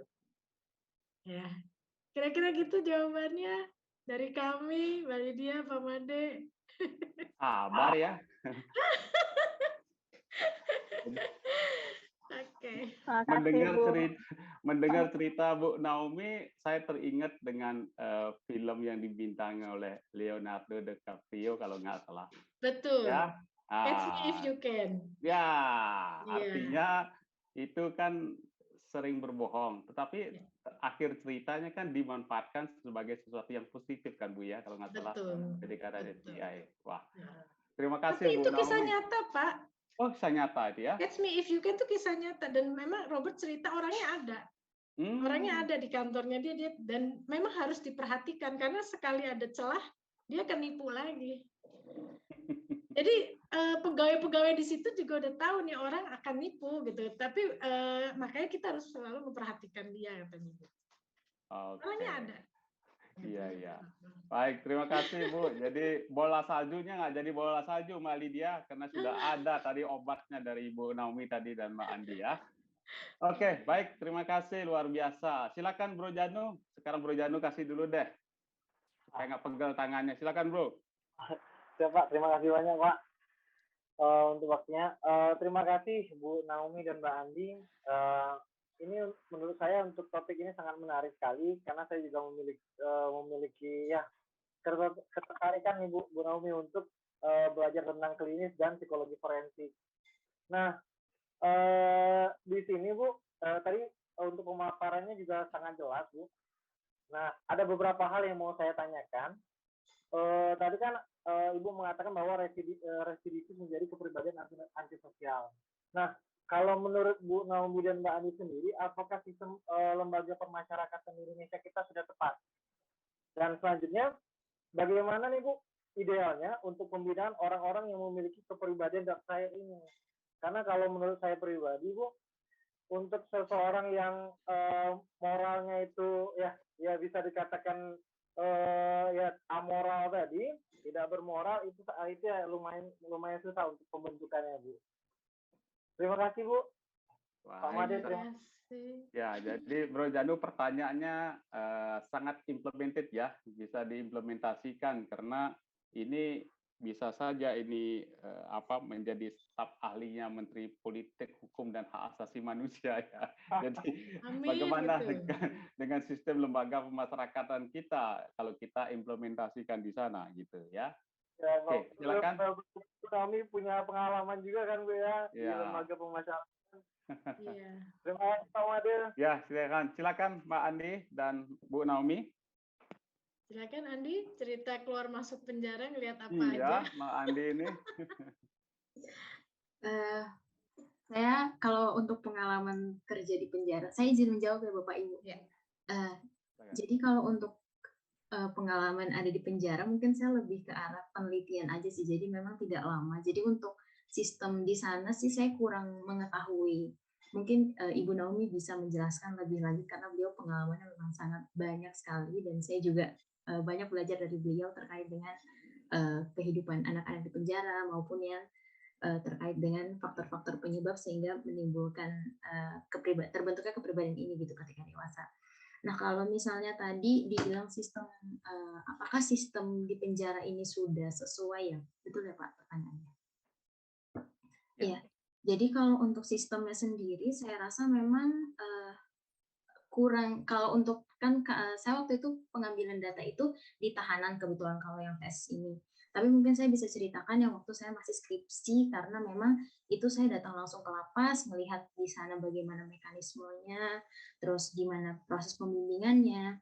Nah itu mungkin ketika di sana memang sama seperti kehidupan pada umumnya gitu. Jadi sistemnya ketika kita nggak memiliki uang, itu kita juga nggak bisa makan enak, nggak bisa hidup enak. Jadi memang sistemnya kalau dilihat secara sudut pandang itu sama seperti di realita kehidupan biasanya, itu kalau nggak punya uang itu pasti susah hidup di dalam. Nah kalau misalnya sistem untuk upaya preventif, apakah ke depannya itu ada faktor resiko untuk tahanan-tahanan yang memiliki riwayat residivis ini, mungkin kurang kali ya Pak, karena saya ketika melihat di sana, ketika bebas ya udah waktunya bebas aja. Sedangkan ketika saya baca terkait dengan tahanan di luar negeri, itu memang mereka ketika bebas itu ada nih di tes secara psikologis, itu apakah si narapidana ini memiliki faktor resiko, sehingga yang mempertimbangkan ini boleh keluar nggak atau perlu pendampingan lebih lanjut, atau perlu ikut rehabilitasi lagi atau pendampingan lebih lanjut seperti itu. Karena memang kembali lagi ketika di dalam ya money politiknya tetap juga main sih Pak, seperti itu kalau di lapas dewasa. Tapi kalau di lapas anak saya kurang paham sih Pak, seperti itu. Jadi kalau secara sistem lebih ke situ sih Pak. Jadi mungkin ya itu aja sih yang kurang, karena psikolog di sana memang tidak tersedia untuk narapidana yang memang memiliki kasus berat atau memiliki indikasi gangguan-gangguan tertentu secara psikologis, seperti itu. Oh, ya. Oke. Saya tambahkan adalah, maka ini challenge buat Anda yang calon-calon psikolog. Habis ini mungkin bisa daftar PNS untuk jadi psikolog di lapas. Karena faktanya tidak semua lapas punya psikolog. Itu fakta. Ya. Maka tadi saya gugah, ayo kalau udah jadi psikolog, daftarlah CPNS, pilihlah Kemenkumham, jadi psikolog di lapas. Ya, jadi kenapa saya berlama-lama ngurusin anak-anak di lapas Tangerang gitu ya? Ya karena nggak ada psikolognya, yang ada sarjana psikologi. Jadi keterbatasannya sangat banyak, ya. Maka beliau dekat sama saya karena saya psikolognya, jadinya untuk backupnya dia gitu. Ya, kebayang itu. Terus waktu itu posisinya cuma satu sarjana psikologinya, anak-anak yang dibinanya sampai 300. Kebayang nggak sih satu psikolog ngurusin 300 anak? Pusing ya. Nah, jadi artinya apa? Kembali memang sumber daya kita, psikolog-psikolog ini jarang yang mau kerja di lapas. Nggak tahu kenapa, karena gajinya kali ya jadi PNS. Gitu ya. Itu mungkin jadi tantangan tersendiri ya, karena itu fakta memang lapas-lapas di Indonesia ini belum punya psikolog yang memadai, ya. Tidak semua lapas. Di lapas Tangerang tadi saya bilang ya, itu belum psikolog, dia aja baru S1 psikologi gitu ya, dan cuma satu ya mengurusi sekian ratus anak. Lapas di Cipinang, lapas di Salemba, itu juga cuma satu psikolognya. Kalau yang di Cipinang sama di Salemba sudah psikolog, tapi cuma satu mengurusi sekian ratus orang. Jadi memang kurang sekali. Maka sistem, kalau kembali ke sistem pembinaan di lapas gitu ya, apakah berjalan dengan baik? Ya kita nggak usah munafik lah, kita juga lihat beritanya seperti apa gitu ya. Narkoba masih ada, itu kan kita dengar semua di berita ya. Jadi ya ada gitu, jawabannya ada. Artinya sistemnya memang masih kurang ya. Bagaimana bisa berjalan dengan baik karena SDM-nya juga masih kurang ya. Jawabannya SDM, kualitas SDM dari petugas lapasnya juga masih kurang ya. Maka saya kembali ke teman-teman semua di sini ya, kalau di antara Anda udah jadi psikolog dan tertarik jadi PNS yang mengurusi orang-orang di lapas, kenapa enggak daftar gitu ya, karena mereka juga sebenarnya butuh bantuan gitu. Yang terus yang mungkin bisa dijelaskan adalah gini, tentang pengkelompokan sel kali ya, pengelompokan sel. Jadi upaya di lapas supaya si kaum residivis ini tidak mencemari gitu ya, yang pelaku kejahatan yang baru-baru gitu kan. Nah, itu biasanya dipisahkan memang selnya. Ya, dipisahkan selnya supaya tidak tercemar. Paling nyata sebenarnya ya selnya teroris ya. Selnya teroris itu jelas pasti dipisahkan sama yang umum gitu ya, kejahatan-kejahatan curanmor gitu, itu dijauhkan dari yang teroris karena takut terpengaruh gitu. Jadi ada sel-sel untuk klasifikasi kejahatannya. Itu dipisahkan memang. Hanya seperti apa pemisahannya, seketat apa pemisahannya. Kalau tidurnya memang terpisah, tidurnya. Tapi kan kalau Anda tahu di lapas itu kan ada jam-jam mereka masuk sel, tapi ada jam-jam mereka dibuka, selnya mereka bebas, ya kan, maksudnya di area lapas gitu ya. Mereka berinteraksi segala macam. Jadi bisa saja sih saling mempengaruhinya terjadi juga gitu ya. Tapi mungkin tidak sebanyak kalau mereka satu sel, itu lebih berbahaya gitu. Ya. Itu sih yang bisa saya kasih gambaran tentang lapas. Tapi terus terang saya pengalamannya di lapas anak ya, bukan lapas dewasa, karena saya memang lebih banyak konsentrasi di anak dan remaja gitu. Terus ada satu yang unik sebenarnya kalau saya bisa share. Kalau Anda tahu prosedurnya orang ditahan gitu ya, misalnya dia berbuat kejahatan, terus kan dia masuk ke polisi, ke kantor polisi kan ya, ditahan di kantor polisi, di polsek, di polres seperti itu atau di polda. Nah, kalau misalnya ini kasusnya anak ya, karena saya banyaknya di anak dan remaja. Kalau anak dan remaja tetap sebenarnya hak anak untuk sekolah, hak anak untuk belajar dan berkembang itu sangat diperhatikan oleh pemerintah. Jadi biasanya selama masa persidangan, ya anak-anak itu pun masih disekolahkan, dibina dengan tempat yang khusus ya. Jadi biasanya mereka dikirim ke lapas. Jadi ada dua kemungkinan, dikirim ke lapas. Di lapas tuh ada ruangan tahanan untuk tahanan sementara gitu ya, untuk mereka yang masih dalam proses persidangan. Jadi mereka tetap mengikuti prosedur seperti anak sekolah, ada sekolahnya di lapas ya, di lapas anak tuh ada sekolah, mereka sekolah tetap seperti itu.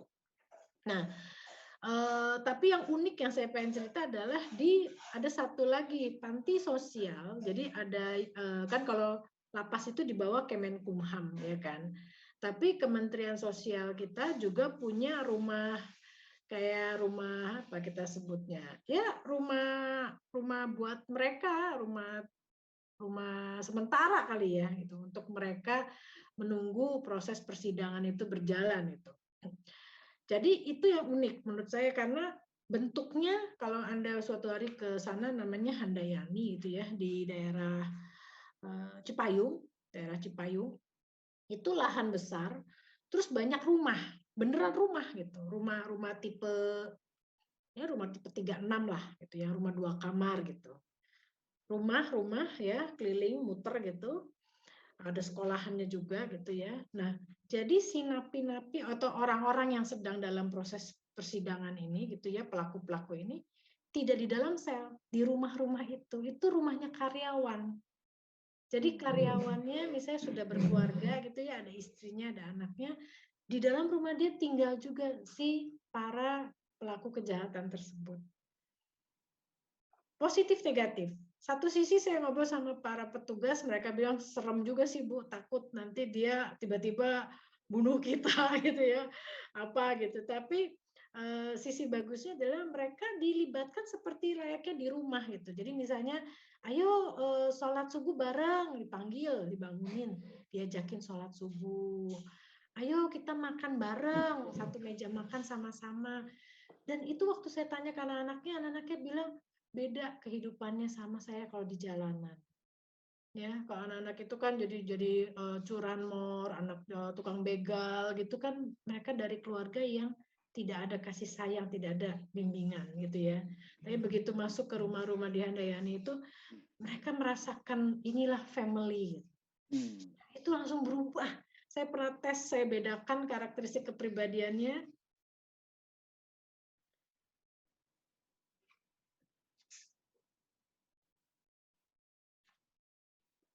Oke.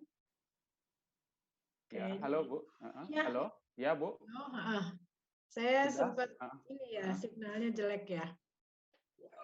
Lanjut Bu, lanjut nggak apa-apa. Ya, jadi karakteristik kepribadiannya tuh beda ya. Anak-anak yang tinggalnya di lapas sama anak-anak yang tinggalnya di rumah-rumah petugas seperti itu gitu.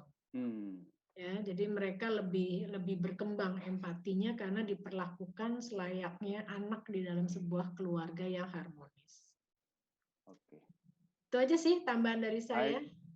Baik, terima kasih Bu Naomi dan Pak Andi ya, Bro Janu. Jadi itu sistem lembaga pemasyarakatan kita walaupun belum bagus settle benar gitu ya, tetapi beberapa hal tadi Pak Andi sudah cerita mengenai politik uang masih ada di sana gitu ya.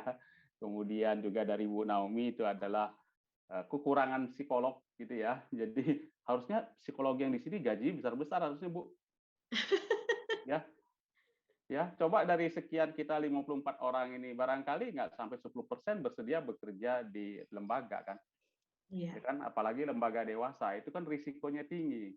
Jadi pembobotan pekerjaan dengan risiko tinggi ya harusnya juga pembayarannya tinggi gitu kan ya. Tapi barangkali ini terkait dengan mindsetnya kita masih belum ini ya. Makanya Cipinang yang begitu besar, Salemba yang begitu besar juga lembaganya masih satu psikolog kan Bu ya.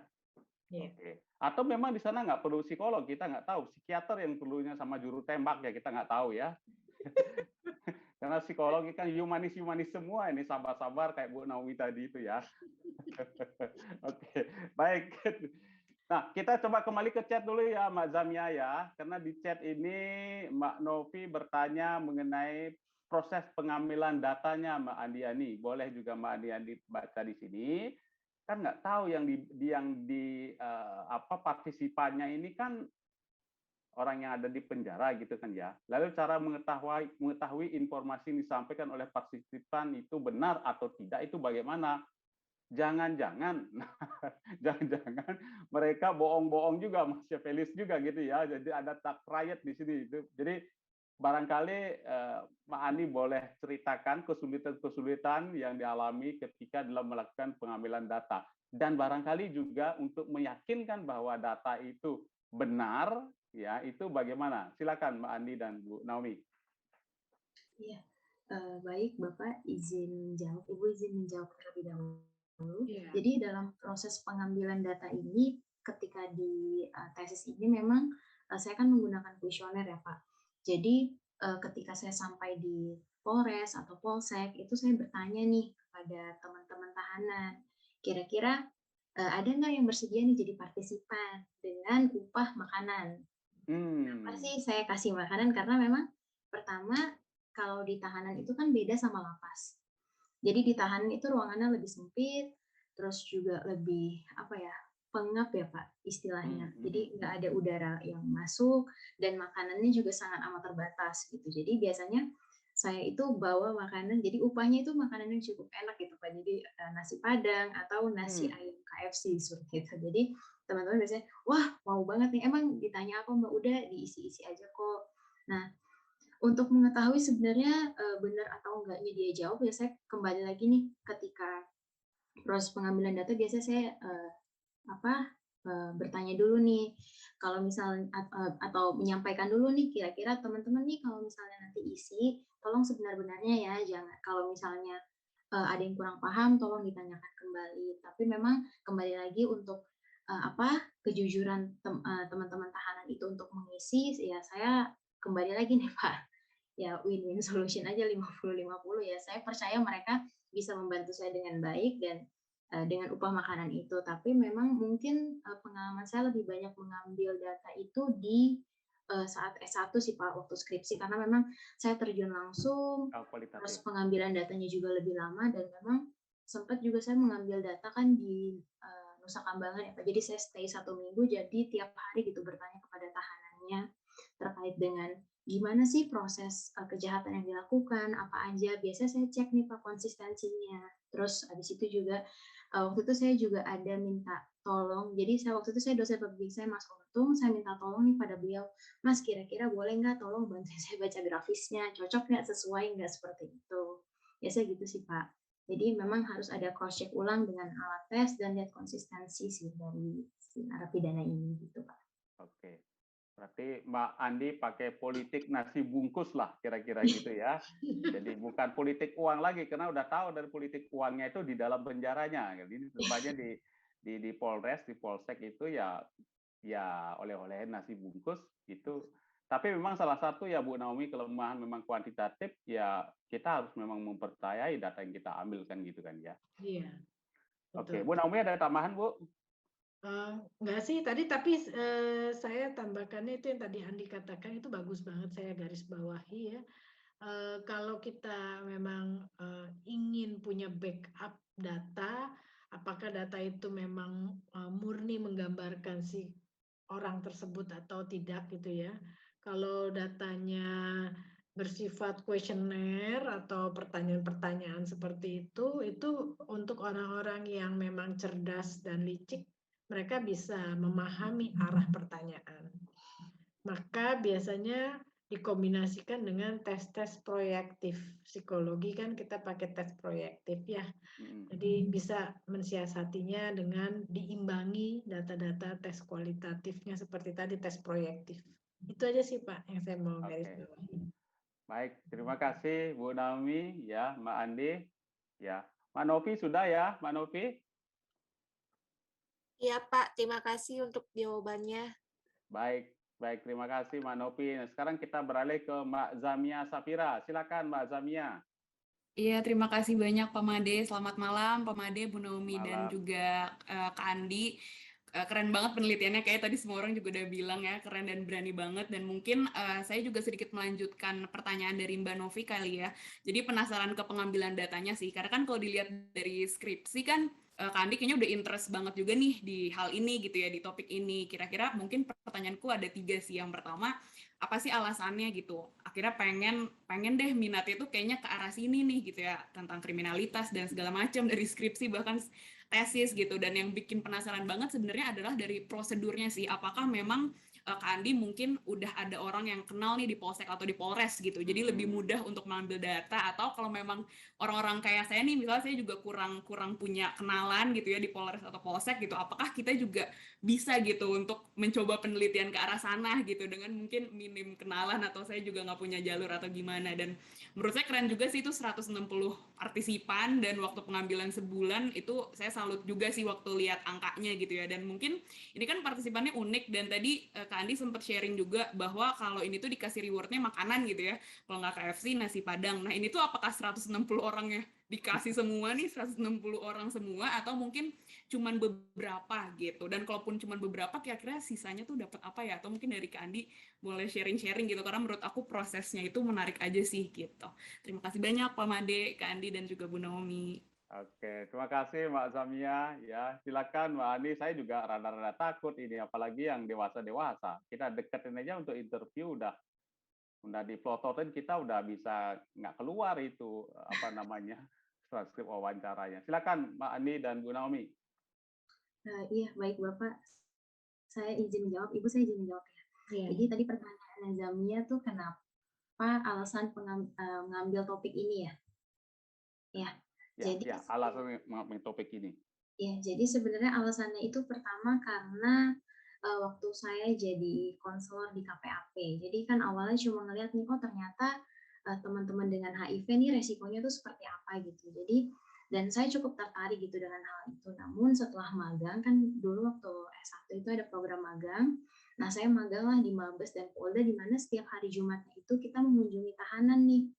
Kita kunjungin tahanan, dan ternyata di tahanan itu saya dapat banyak teman-teman baru dan banyak pengalaman baru yang menurut saya, oh ternyata pengalaman hidup saya itu nggak seberapa gitu dibandingkan mereka. Dan saya tahu dan saya yakin bahwa setiap manusia itu terlahir sebenarnya baik. Memang kembali lagi ada tadi seperti yang udah disampaikan oleh Ibu Naomi bahwa memang ada sisi genetik nih, tapi saya yakin bahwa setiap orang tuh terlahir baik. Jadi kenapa sih saya tuh ingin meneliti lebih lanjut nih terkait dengan narapidana, tahanan atau kriminalitas, karena saya ingin mengetahui nih apa sih sebenarnya, kenapa sih mereka melakukan seperti itu gitu. Karena ya kembali lagi tadi saya percaya bahwa setiap orang tuh terlahir dengan baik, dan faktor-faktor pendorong itu apakah bisa ditekan nih ketika misalnya, kalau misalnya saya kan lebih fokusnya ke dewasa nih, jadi memang sudah kepribadian ini memang sudah terbentuk gitu.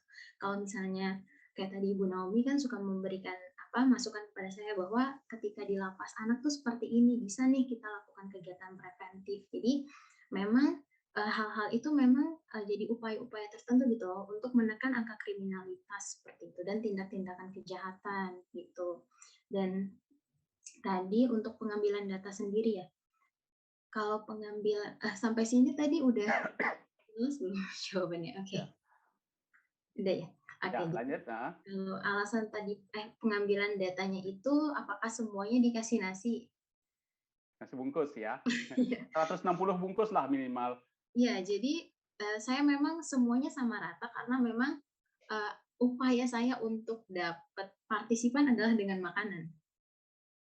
Tuh. Jadi saya biasanya mengunjungi biasa di hari pertama itu jadi di satu polsek itu biasa 2 hari. Jadi hari pertama datang biasa partisipannya nggak ada yang mau nih, karena mereka mikir kayak aduh jadi objek penelitian.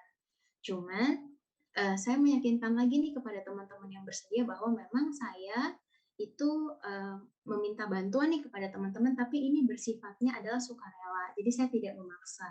Dan ketika teman-teman berniat membantu, saya akan memberikan upah ini nih, dan kerahasiaan datanya ini akan terjaga gitu sih.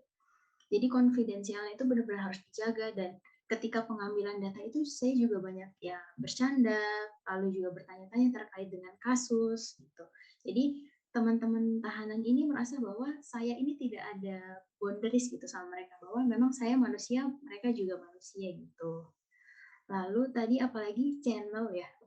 Ya, ada nggak channel? Orda, orang dalam. Iya, kalau untuk yang di tahanan ini di kantor polisi, kebetulan mama sama kakak saya adalah polisi, gitu. Memang ada channel, tapi memang ketika saya mengajukan proses untuk mengambil data, mereka sangat welcome. Dan saya mengetahui bahwa banyak dari teman-teman mahasiswa yang juga mengambil data di sana tanpa perlu orang dalam gitu. Jadi saya memang arahkan ke sana, dan ketika di sana mengetahui nih, oh ternyata dikasih wadah nih, disediakan wadah untuk melakukan penelitian. Yang terpenting adalah kita juga memberikan nih kontribusi atas penelitian kita yang udah kita ambil datanya di wilayah beliau, seperti itu. Tapi kalau yang untuk waktu S1 itu saya nggak ada channel, nggak ada orang dalam, jadi memang urusannya sendiri. Jadi memang cukup kesulitan dan cukup lama proses perizinannya, tapi pada akhirnya juga dapat sih. Gitu. Selama mau berusaha dan mau terus datang terus sampai orangnya kadang kok datang lagi sih, iya Bu, saya butuh data cepet nih. Gitu. Jadi memang harus gigih. Untuk menarik juga supaya sisi positifnya bantu kita keluar juga gitu ya Mbak Diani ya, para narapidana itu bantu kita untuk buat data. Tapi ngomong-ngomong, pesan saya Mbak Zamia, jangan siapkan 160 bungkus Mbak, lebihin lah ya. Ya. Karena ada orang dalamnya, orang depannya, itu juga mesti dipikirkan. Bu Naomi ada tambahan Bu, bercanda Mbak Zamia ya. Promosi boleh nggak Pak? Boleh Bu. Asal jangan produk Oriflame atau apa gitu ya Bu ya, silakan Bu. Ya, kalau saya juga mau share, saya bisa masuk ke lapas gitu ya. Riwayat saya dulu juga, saya juga bukan orang yang punya latar belakang keluarga yang anggota gitu ya, anggota Polri gitu. Tapi kesukaan atau minat saya terhadap kasus-kasus forensik juga sangat besar gitu ya. Jadi kalau saya dulu sebelum saya juga jadi dosen tetap di Untar, saya memang sudah masuk di lapas juga. Itu saya kendaraan saya adalah LSM. Saya main di LSM. Ya, jadi kalau buat Anda mungkin yang calon-calon psikolog gitu ya, pengen mengembangkan wawasan, terus jejaring kerja Anda jadi semakin luas, main-mainlah dengan LSM. Ya, saya ikut LSM PKBI, Perkumpulan Keluarga Berencana Indonesia, kemudian juga gabung dengan ILO gitu ya. Nah, disitulah kami punya dana untuk membuat suatu proyek, nah itu kita masuk ke lapas. Jadi itu kendaraan saya waktu itu, sebelum saya jadi seorang dosen tetap di Untar. Nah, dari situlah saya jaringannya untuk masuk di area forensik semakin kuat, karena setiap tahun kita lakukan banyak proyek gitu. Kemudian kalau buat Anda saat-saat ini, Anda sebenarnya juga bisa bergabung dengan Asosiasi Psikologi Forensik, nah itu promosi gitu ya. Karena kebetulan saya pengurus pusatnya juga gitu. Asosiasi Psikologi Forensik itu di bawahnya Himpunan Psikologi Indonesia, dan Anda pun sebagai seorang bagian dari psikologi di Indonesia pasti juga sebagai anggota Himpunan Psikologi Indonesia gitu ya. Nah, Anda bisa pilih beberapa asosiasi yang Anda minati ya, sesuai peminatan Anda. Nah, salah satunya adalah Asosiasi Psikologi Forensik. Kalau Anda join sebagai anggota kami gitu ya, Asosiasi Psikologi Forensik, tentunya kami akan melibatkan Anda dalam berbagai macam kegiatan-kegiatan pemeriksaan kepada pelaku ataupun pada korban gitu ya. Kita juga ada kegiatan-kegiatan seperti itu gitu. Tapi itu semua juga harus melalui proses sertifikasi dulu ya. Jadi harus ada latihannya dulu, terus diujian dulu gitu. Tapi yang jelas kalau itu memang minat kita, kenapa enggak jalanin aja gitu ya. Kira-kira itu sih Pak Made promosi saya. Baik, terima kasih Bu Naomi. Artinya pesannya di sini adalah galilah minat Anda dulu apa, gitu kan ya. Masalah hal yang terkait dengan teknis, Bu Naomi ada ikatan psikologi forensik ya. Dan bisa juga tuh deketin Mbak Andiani itu yang sudah pengalaman banyak, Andi udah join. Andi udah masuk. Oh, udah masuk sana ya, forensik ya. Ini kayaknya psikologi forensik ini relatif jarang dibanding psikologi yang lainnya, Bu ya, psikologi yang lainnya ya. Masih muda, Pak. Umur kita masih muda. Psikologi forensik itu di Indonesia itu masuk tergolong asosiasi yang ke-13. Jadi yang memang masih muda.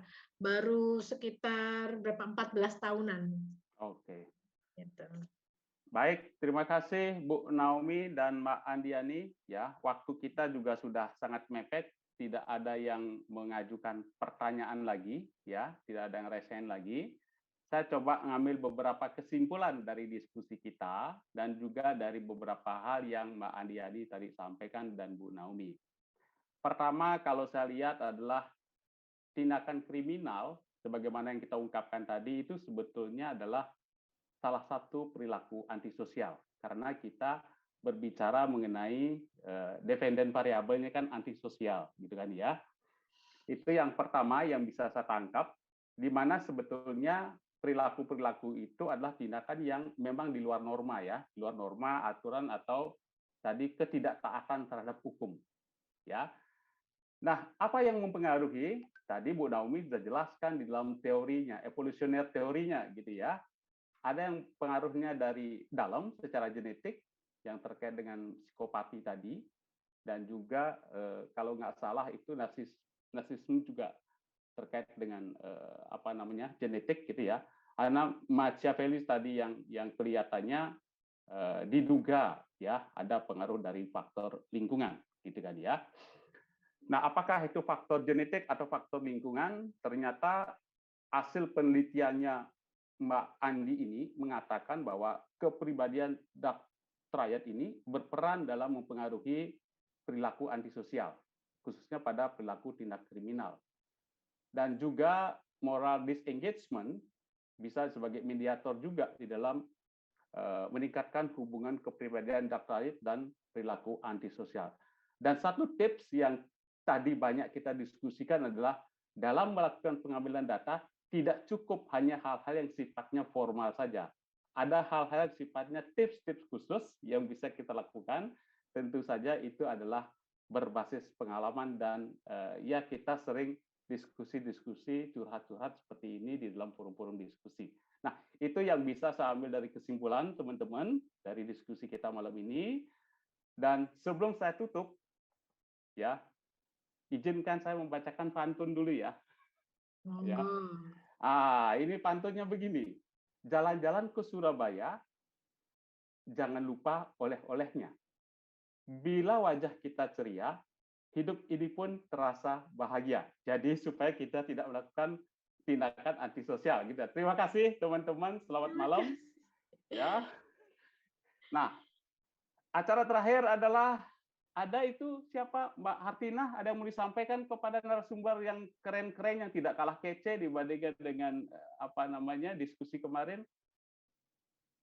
Mbak Hartina, apa yang mau disampaikan? Mana Mbak Hartinaku ini? Ada Har? Ini diberikan sertifikat ini kelihatannya program Magister Psikologi Untas status screen sharing belum sampai. Jangan-jangan dijaga sama pengawal di depan ini.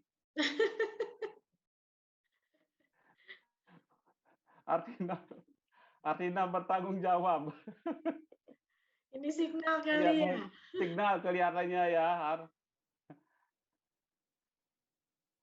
Ya sudah, kalau memang tidak bisa, ya ini Bu Naomi diberikan sertifikat oleh Prodi Magister Psikologi, ya, untuk Dr. Naomi Sutikno atas peran sertanya sebagai narasumber pada malam ini. Nanti berikutnya karena tidak bisa ditampilkan di sini, kita selesaikan secara adat saja nanti di dalamnya Bu Naomi ya. Oke, baik.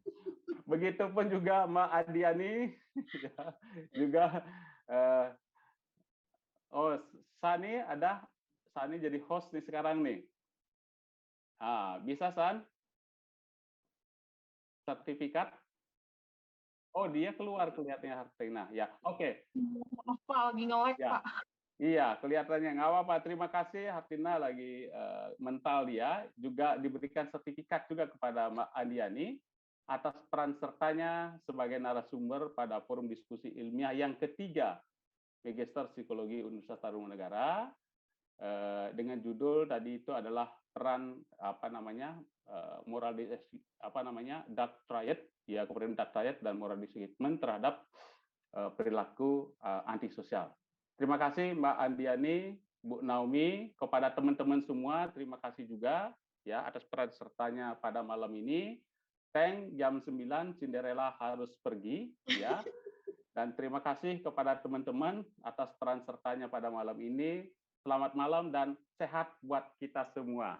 Terima kasih. Terima kasih. Terima Selamat kasih Pak malam Made, terima kasih Bu semuanya. Daumi. Iya. Terima kasih kasih Mbak Mbak Andi, Andi, Bu Naomi, dan Pak Made. Ya, ya. Bu Naomi Mbak sama Andi Pak dan Bapak semuanya. Made.